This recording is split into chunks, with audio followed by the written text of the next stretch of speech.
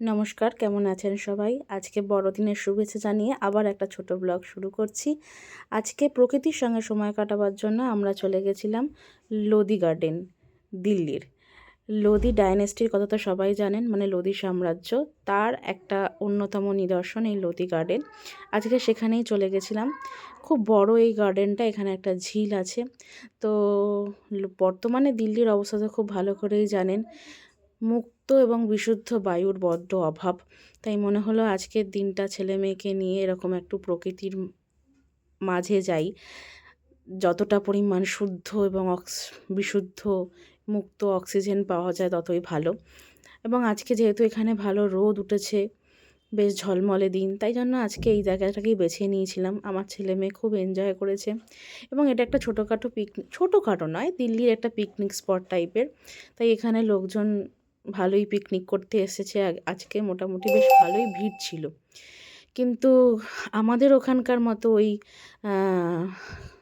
কড়া, মানে আমি আজকে আমার হাজব্যান্ডকে বলছিলাম যে এরকম বড় বড় কড়াই উনুন নিয়ে কেউ রান্না করছে না, সবাই নিজেদের মতো খাবার বাড়ি থেকে নিয়ে এসছে, খাচ্ছে দাচ্ছে, সেইভাবে পিকনিক করছে। এখানে একটা ছিল সুন্দর একটা ঝিল, যেখানে বেশ রাজহাঁসদের রাজত্ব ছিল এবং এই রাজহাঁসগুলো বেশ ভালোই মানুষদের সঙ্গে ইন্টার্যাক্ট করছিল। মানে মানুষরা, মানে যদি কেউ ছবি টবি তোলে না, বেশ সামনে গিয়ে সুন্দর পোজ দিয়ে দাঁড়াচ্ছিল, মানে কিছু বলার চেষ্টা করছিল, হয়তো খাবার দাবার চাইছিল, কিন্তু ওখানে স্ট্রিক্টলি লেখা ছিল এদেরকে খাবার দেওয়া যাবে না। তো বেশ এই জায়গাটা আমার সব থেকে বেশি ভালো লেগেছে, এরকম একটা ঝিলের ধারে হাঁসগুলো বেশ, আমি এর খানিকক্ষণ আগেই একটা ছোট্ট মিনি, মানে আর কি একটা শেয়ার করেছি রিলস, সেখানে আপনারা দেখতে পাবেন এই হাঁসগুলো কীরকম সুন্দর ইন্টার্যাক্ট করেছে, সবার সাথে করছিল। এবং আজকে মোটামুটি বেশ ভালোই ভিড় ছিল জায়গাটার মধ্যে। ঠিক আছে, মাঝে মাঝে না একটু খুটখাট আওয়াজ পাবেন, কারণ ভয়েস ওভার দেওয়ার সময় তো আমার ছেলে মেয়ে এসে বড্ড বিরক্ত করে।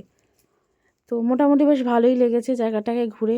প্রথম কথা, একটু খোলা আকাশের তলায় ঘুরতে চেয়েছিলাম, সেটাই হয়েছে আজকে এরকম একটা ঝলমলে মুক্ত দিনে।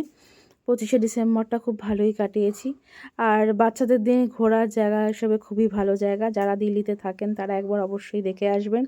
আজকে তুলনামূলকভাবে ভিড়ভাড়টা একটু বেশি ছিল, কারণ আজকে 25শে ডিসেম্বর, সবাই মোটামুটি বাচ্চা কাচ্চা নিয়ে পৌঁছে গেছে।